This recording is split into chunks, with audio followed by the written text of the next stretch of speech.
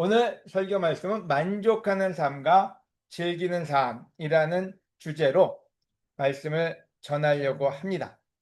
여러분, 우리 모두는 염원하는 게 있습니다. 만족하는 삶, 또 즐거운 삶. 근데 놀랍게도 솔로몬은 만족하는 삶과 즐거운 삶의 기본이 어떻게 되는지를 알려주고 떠나신 분이 아닌가 하는 생각이 들어서 이 두 가지 부분을 오늘 같이 공부를 해보려고 합니다. 첫 번째, 만족하는 삶. 전도서 2장 24절에 이런 구절이 나옵니다. 사람이 먹고 마시며 자기 일에 만족을 느끼는 것보다 더 좋은 것은 없으나 나는 이것도 하나님께서 주시는 것임을 깨달았다. 우린 때로 만족을 느끼는 게 자기 의지만으로 된다고 생각할 때가 있습니다. 근데 이 구절은 놀랍게도 솔로몬이 그 오랜 시간을 통해서 깨달았다는 표현을 쓰고 있어요. 사람이 먹고 마시며 자기 일에 만족을 느끼는 것보다 더 좋은 것이 없으나, 근데 이게 얼마나 어려운지 아세요? 여러분이 살아보셔서 아실 거예요. 먹고 마시기는 매일 하는데, 일도 매일 하는데 만족은 못 느껴요. 근데 솔로몬은 얘기합니다. 만족을 느끼는 것이 더 좋은 건데 이것도 하나님이 주시는 것임을 깨달았다. 그래서 하나님이 그 깨달음까지도 허락을 해주신다는 얘기죠. 다음 구절 보면요. 전도서 3장, 그러니까 2장에서 그렇게 얘기하고 3장에서 또 얘기합니다. 사람이 먹고 마시며 자기가 수고하는 모든 일에 만족을 느끼는 이것이 하나님의 선물임을 알게 되었다. 얼마나 강하게 깨달았으면 똑같은 문장을 약간 다르게 중복적으로 우리에게 알려주고 있을까요? 사람이 먹고 마시며 자기가 수고하는 모든 일에 만족을 느끼는, 자, 만족을 느끼는입니다. 이것이 하나님의 gift, 하나님의 선물임을 알게 됐다고요. 여러분이 솔로몬의 인생을 쭉 공부하고 읽다 보면은 이 부분을 깨닫지 못했다는 걸 여러분이 알게 됩니다. 솔로몬은 만족할 수가 없었어요. 너무나 능력이 출중했기 때문에요. 웬만한 거 가지고는 만족이 안 됐어요. 그래서 지속적으로 조그만 지식을 얻고도 야, 이거 너무 좋다. 여기서 끝내면 좋은데 또 다른 지식이 있을 거야. 또 다른 지혜가 있을 거야. 또 다른 일을 해야지. 뭔가 더 큰 업적을 만들어야 되겠다. 더 많은 나라와 연결되어서 더 부강한 나라를 만들어야, 그러니까 만족이라는 걸 모르는 사람이었어요. 그러다 보니까 실질적으로 늘 궁핍했어요. 뭔가를 자꾸 얻어야만 되겠다는 생각 속에서 부더니도 너무나 강력하게 노력한 사람이죠. 어쩌면은 대한민국 정서가 솔로몬에게 같이 들어가 있었는지도 몰라요. 대한민국 국민이 어떤 면에서는 만족을 못하는 국민일 수도 있어요. 뭔가 계속 추구해야 돼요. 초등학교 때부터 대학교 갈 때까지 어느 학교, 어느 과, 어느 반, 어느 학년 다 경쟁입니다. 어떤 것도 만족하지 못합니다. 부모님들이요. 아이들을 공부시키면서도요. 넌 이거밖에 못하니? 2등을 해도 이거밖에 못하니고요. 1등을 해도 전교에서 몇 등인지 전국에서 몇 등인지 늘 부족합니다. 솔로몬은 그 생 자체가 부족의 연속이었어요. 그래서 나중에 가서 만족을 느끼는 거. 이게 하나님이 주시는 선물이구나. 왜요? 만족을 안 느낀다는 말은 뭘까요? 불행하다는 뜻이에요. 내가 뭔가 부족하다는 뜻이에요. 핸디캡, 뭔가 나에게는 문제가 있어. 이거를 늘 달고 살기 때문에 엄청 불행한 선물이었죠. 하지만 나중에 깨달은 거는 만족을 느끼는 것 그 자체가 하나님이 주시는 선물 중에 선물이구나. 바로 그거를 느꼈다고 얘기합니다. 전도서 5장 18절이요. 나는 하나님이 주신 짧은 인생을 사는 동안 먹고 마시며 자기 일에 만족을 느끼는 것이 제일 좋은 일입니다. 이것이 인간의 운명임을 알았다.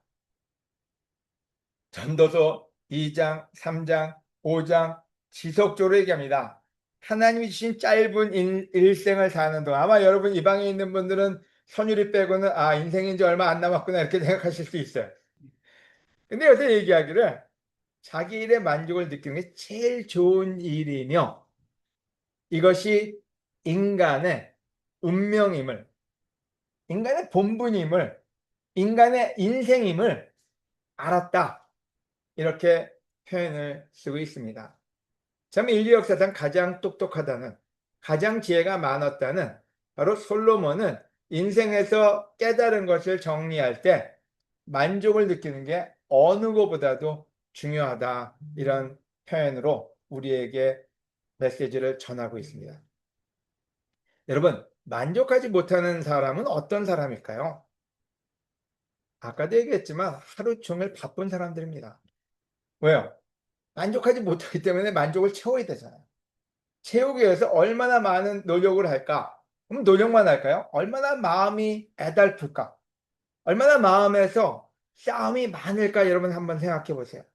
더 좋은 집을 얻기 위해서, 더 많은 돈을 벌기 위해서, 더 높은 지위를 갖기 위해서, 더 인정받는 삶을 살기 위해서 모든 에너지가 그쪽으로 집중이 됩니다. 그럼 어떤 일이 벌어질까요? 여러분 에너지가 한 곳에 모이면요.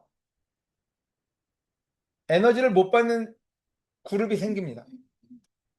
제가 대한민국 교회 처음에 시작해서 교회가 성장하기 위해서 노력할 때 진짜 이 방에 있는 분들은 아시는 분은 아실 거예요. 그때 뭐 여러분도 마찬가지고 저도 마찬가지고 그냥 집중을 했습니다. 교회 성장과 이 교회의 어떤 그 미래를 위해서 젊음을 쏟아붓죠. 근데 그렇게 여기다 다 쏟아부다 보니까 어떤 일이 벌어졌을까요? 아이들한테 줄 시간을 못 줍니다. 제 와이프도 굉장히 언해피했어요. 물론 하나님 위해서 열심히 일했지만은 아내에게 줄 시간이 없었어요. 왜요? 뭔가 부족한 교회의 일을 채우기 위해서는 아내에게 줘야 될 시간도 뺏어야 됐고 아이들한테 줘야 될 시간도 뺏어야 됐고 친구들하고 같이 좋은 시간을 보낼 수 있는데 그것도 다 희생을 해야만 됐어요. 뭔가 부족한 부분을 채우기 위해서. 여러분이 만약에 뭔가 부족을 느끼고 있다는 얘기냐, 누군가에게 주어야 될 시간을 못 주고 있다는 얘기예요. 여러분 솔로몬이 그랬어요. 너무나 많은 일, 우리 어떤데 솔로몬이 굉장히 행복했을 거야. 돈도 많고 여자도 많고 뭐 안 되는 일 없고 너무 행복했을 거야. 아마 솔로몬보다 외로운 사람은 없지 않았을까 하는 생각이 들어요. 솔로몬은 너무나 많은 일을 하느라고요. 너무나 주어야 될 자기의 가장 가까운 사람한테 줄 수 있는 게 없는 사람이었을 수 있다는 거죠. 또 다른 만족을 못하는 사람의 특징은 뭘까요? 불안과 불평과 불만이 지속적으로 나온다는 거예요. 여러분, 만족하지 못하는 사람은 성격이 나빠집니다. 여러분이 만약에 성격이 나쁘다? 그럼 여러분 생각해 보세요. 여러분 뭔가 부족한 부분이 있다고 늘 생각하고 사는 사람일 거예요. 여러분 여유가 있는 사람들은요. 성격이 나빠지질 않아요. 왜냐하면 풍요롭기 때문에 성격이 유하고 사람들한테 너그럽습니다. 하지만 뭔가가 부족한 사람들은 늘 불평과 불만과 마음속이 날카로워져 있어요. 누군가가 절실한데 누가 와서 건드리면요. 꼭 칼을 찌르듯이 말을 합니다. 날카롭습니다. 왜요? 본인이 충족되지 않았기 때문에. 만족하지 않은 사람이 또 다른 문제가 뭘까요? 시기 질투가 많아요. 왜 쟤는 가졌지? 왜 나는 없지? 그래서 늘 자기와 남을 비교를 합니다. 그러다 보면 성격이 좋아질래야 좋아질 수가 없겠죠. 오늘 여러분은 만족하는 사람입니까? 아니면 만족하지 못하는 사람입니까?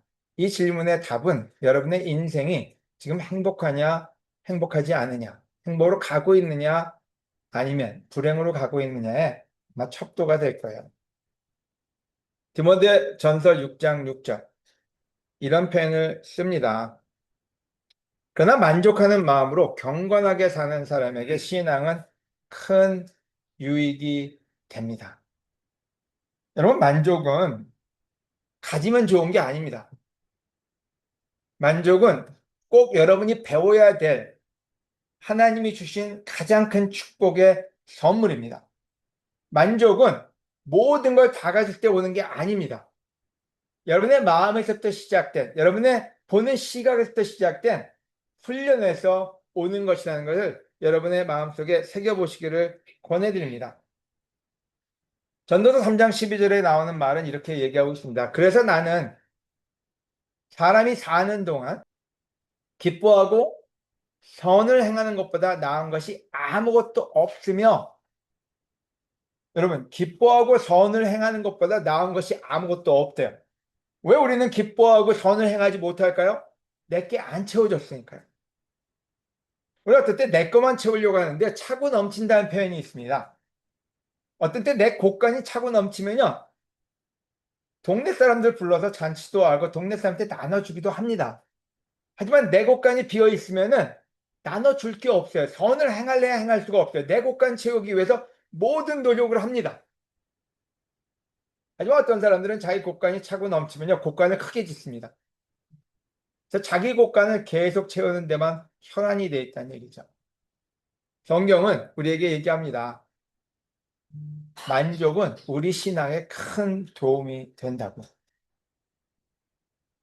빌립보서 4장 12절에서 13절, 바울은 솔로몬과 다르게 이런 표현을 썼습니다. 나는 가난하게 사는 법도 알고 부유하게 사는 법도 압니다.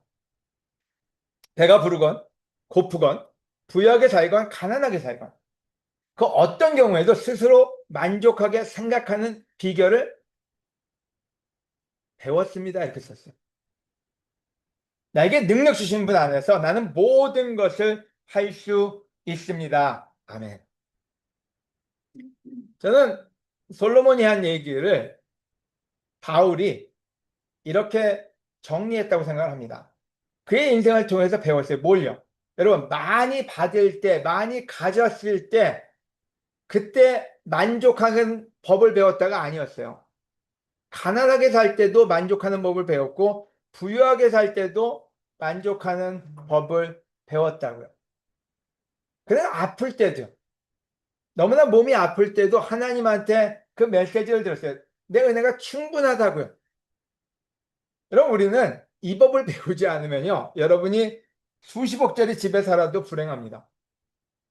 여러분이 명문대학을 나와도 불행합니다.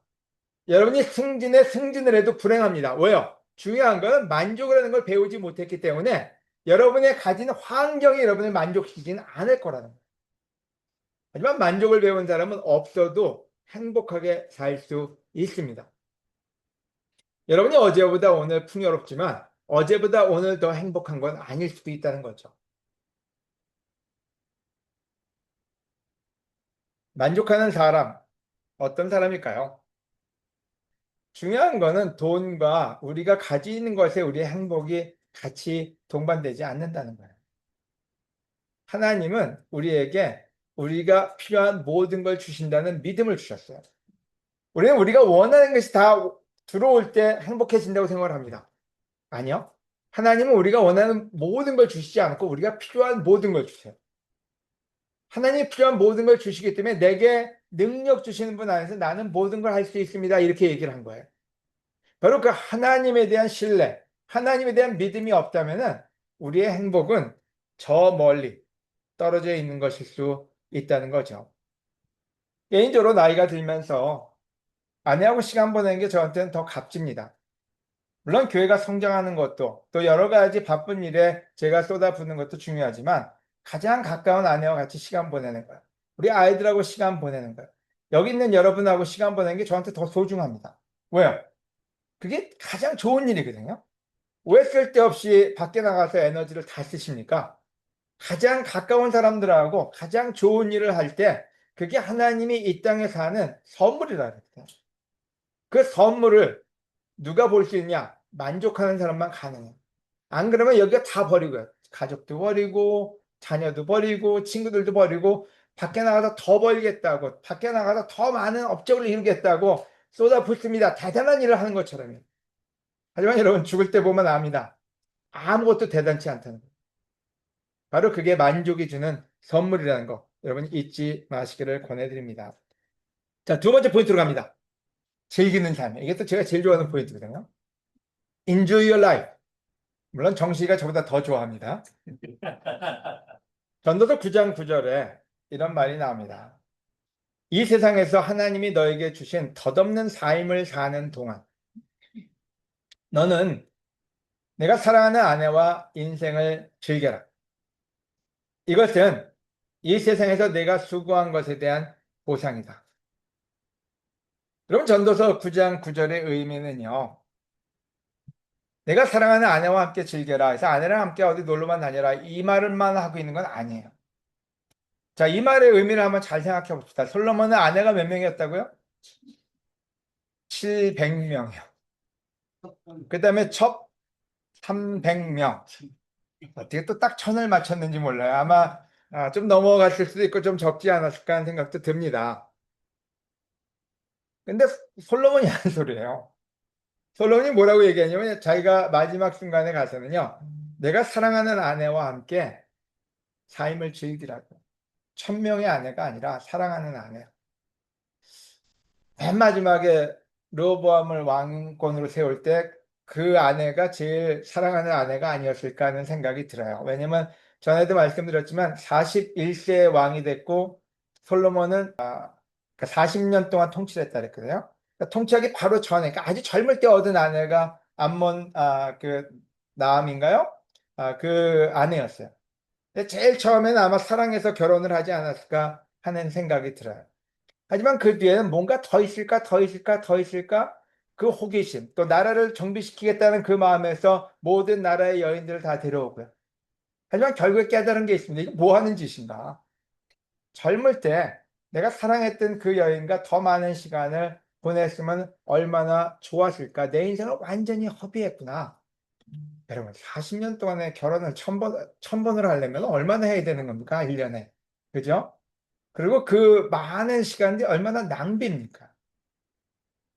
그래서 얘기하기를 내가 사랑하는 아내와 함께 즐겨라. 이 말을 다른 말로 한다면요. 여러분 주위에 있는 사랑하는 사람과 진짜 인생을 즐기지 수없이 수천 명, 수만 명을 만나서 여러분 어디다 쓰겠습니까? 물론 전도하는 데 쓰는 건 제가 뭐라고 안 그러겠어요.